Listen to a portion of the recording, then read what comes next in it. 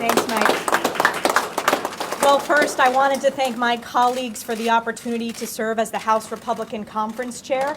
I have prioritized listening to all members of our Republican Conference, and my focus is on unity because that's what the American people and that's what our voters deserve.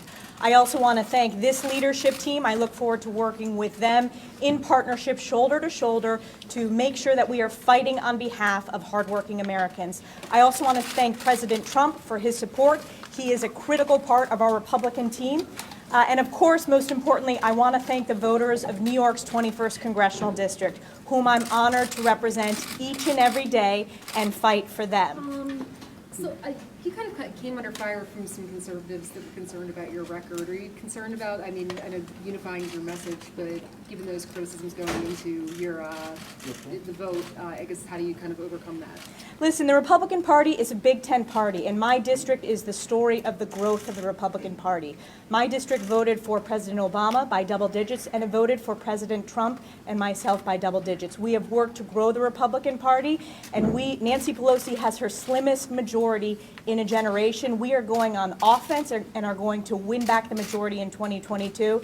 This is about being unified. I'm a proud conservative Republican, and I will fight for the Republican Conference. But how can you be unified? Scott. Is President Trump the leader of the Republican Party? I believe that voters determine the leader of the Republican Party, and President Trump is the leader that they look to. I support President Trump. Voters support President Trump. He is an important voice in our Republican Party, and we look forward to working with him. But how can you be unified so long as you have some members who support the former president and some who don't?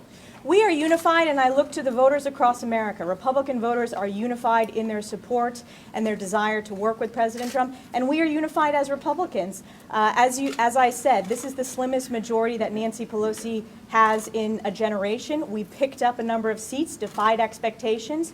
We're going on offense, and we're going to win on the issues because people are understanding that Joe Biden's pledge of bipartisanship, he has broken that pledge since his first day in office. There has been no bipartisan outreach. It has been party line, partisan, far-left votes, and the American people are seeing the disastrous results in the border crisis, the economic crisis, the national security crisis, and more.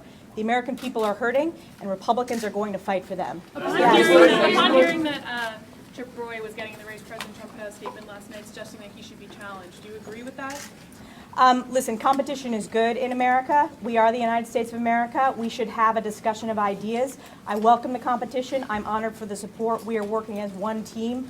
My job as House Republican Conference Chair, we are focused on putting forth policies and communicating them to the American people to beat Democrats, and we are going to win the majority in 2022 as one team. Is there a place in the party for vocal Trump critics like Liz Cheney, like Adam Kinzinger? Liz Cheney is a part of this conference. Adam Kinzinger is a part of this conference. They were elected and sent here by the people in their district. They are part of this Republican conference.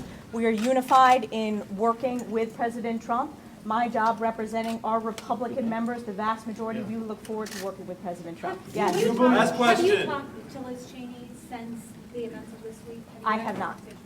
Thank you, everybody.